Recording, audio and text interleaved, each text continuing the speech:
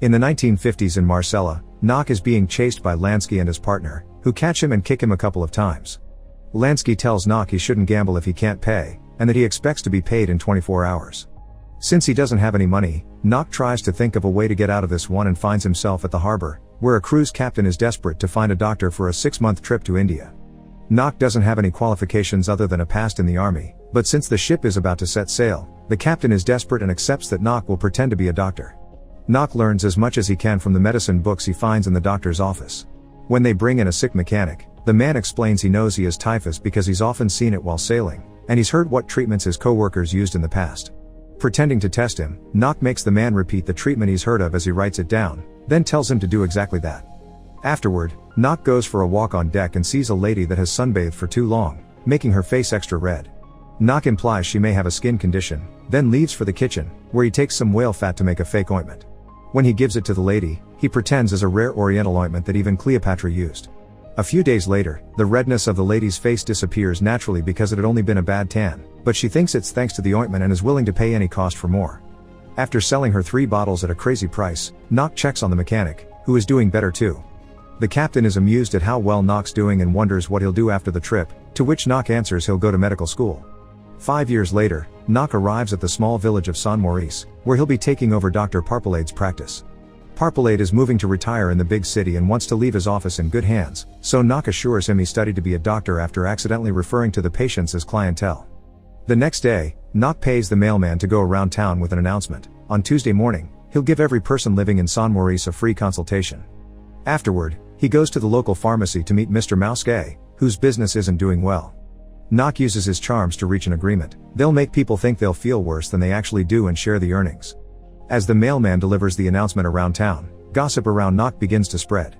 He's more elegant than what they're used to, but different is intriguing. However, Priest Lupus thinks a doctor that offers free consultations is suspicious and must be hiding something. Some hours later, the mailman goes to Nock for his payment and is approached by Adele to drop a letter, causing Nock to start developing an interest in her. Afterward, he gives the mailman his free consultation, already using his charms to convince him his stress has some hidden sources they're going to treat.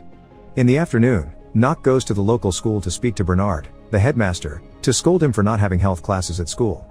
He leaves him some material to teach the kids about hygiene, including some posters that may come off as creepy and scary to the kids because of their gritty illustrations. These posters are also hanging on the walls of Nock's office, so when Tuesday comes around, everyone is feeling quite uncomfortable while waiting. Nock's first patient is Adele's employee La Cook, who feels well and only came because it's free. When Nock notices her yawning, he gives her a quick checkup and tells her to diet and rest for a few days before deciding on a treatment. At that moment, Lupus arrives at the office and scoffs at everyone for being here when they never are this eager to go to mass. After La Cook leaves, he cuts in line and sees Nock next, intending to give him a piece of his mind. However, Nock quickly takes over the conversation, tells Lupus he has conjunctivitis, and sends him away with a prescription. When La Cook returns home, she orders Adele to tidy up her room and get a second mattress. Nothing shall bother her while she rests. But when Adele coughs, La Cook doesn't show the same worry for her health and tells her to stay silent. Next, Nock checks on the mailman, who is doing much better even if he realizes he needs to pay for this second consultation.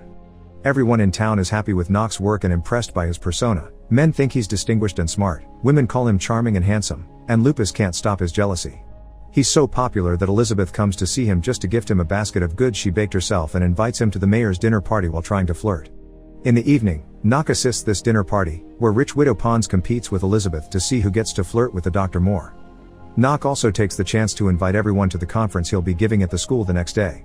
In the morning, the classroom is filled with both kids and adults listening to Nock talk about the kind of illnesses that can be found everywhere. He calls Didier to the front to give a demonstration, pointing out how to discover bad signs inside the mouth. Fortunately, Didier is clean, and Nock congratulates him for his good hygiene, earning him a round of applause from everyone. Afterward, Pons sings Nock's praises, which makes Lupus rather angry. He reminds her that Nock's still very suspicious and urges her to help him find out whatever she can about Nock's past. Sometime later, Nock visits La Cook's house for her second consultation. Adele welcomes him and comments on how weak La Cook has been lately because she hasn't left the bed and has been on a diet she doesn't need. However, she doesn't insult Nock for having played her boss like that. In fact, she calls him smart. Nock notices Adele coughs a lot and asks her to come to his office sometime, promising not to charge her. Afterward, Nock goes to La Cook's bedroom and offers her an expensive treatment that she refuses to pay.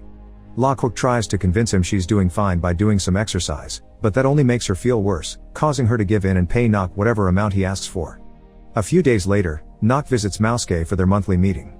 The pharmacy is doing much better now and Mouske is impressed by the money he's making, so he's hesitant to lose this when Nock comments on the chances of doubling their earnings.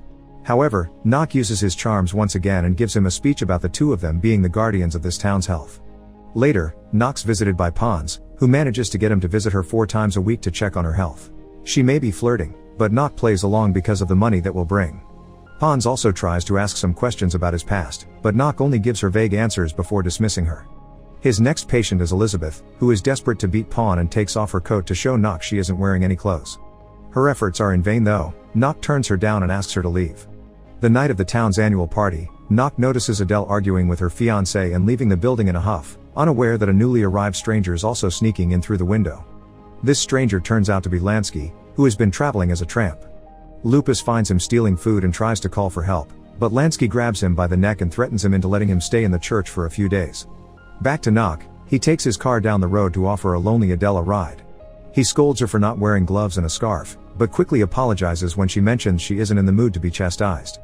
The two of them chat and bond on the way to her house, and Adele confesses she's broken up with her fiancé. She also claims to be the only one in town who knows why he's different.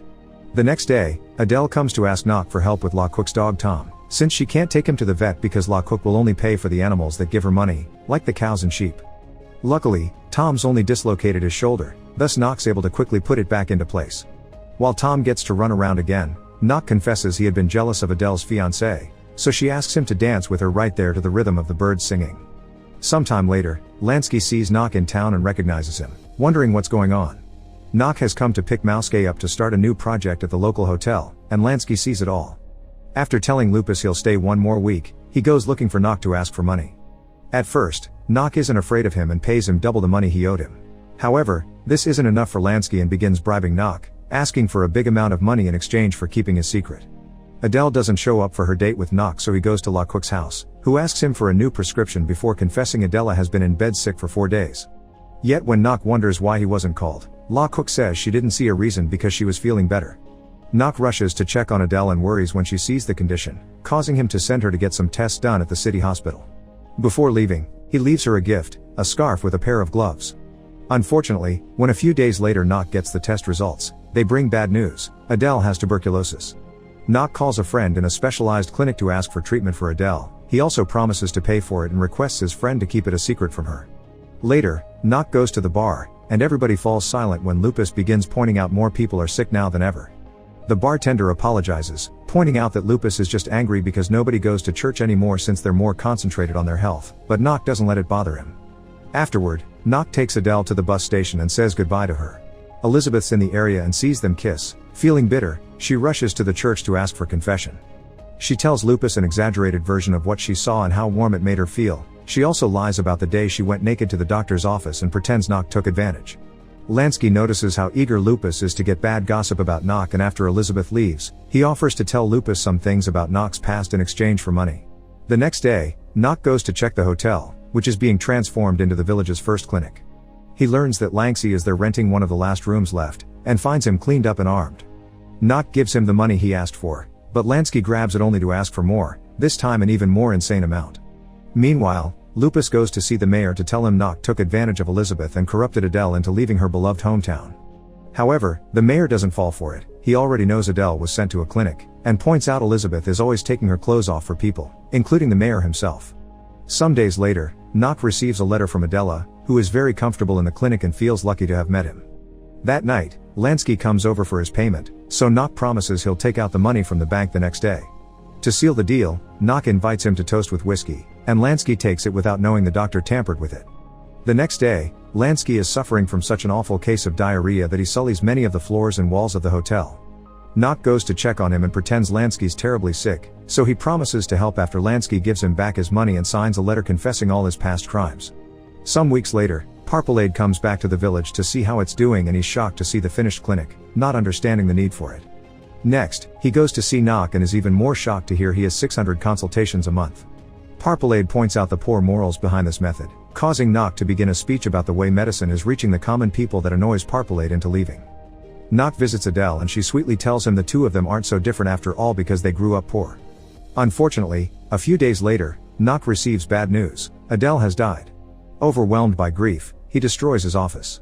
During the funeral mass, Lupus says Adele died because she put her life in the wrong hands and mentions Nock's former gambler and thief. Furious, Nock admits having done bad jobs to survive, but he worked hard to become a doctor when he had a chance. After insulting Lupus for bringing this up in the middle of a funeral, Nock leaves, and the townspeople immediately jump in his defense, also calling out Lupus for having interrupted such a solemn occasion with these matters. Meanwhile, Didier follows Nock to his house and notices he's packing his things up. The kid runs back to the church to tell the townspeople that Nock is leaving for good, so everyone comes to an agreement. They don't care if Nock isn't an actual doctor or is a criminal, he's made their lives better. Ignoring Lupus' pleas, everyone rushes out to the streets to surround Nock's car and ask him to stay. La Quick even confesses she got a letter from Adele saying she wanted him to have Tom, which means Nock should stay in her honor. When even a man that used to stutter begs him to stay with perfect speech, Nock cries and promises the Adele that lives in his heart that this will be his permanent home. Make sure to subscribe and turn on notifications so you can watch more videos like this. Thanks for watching.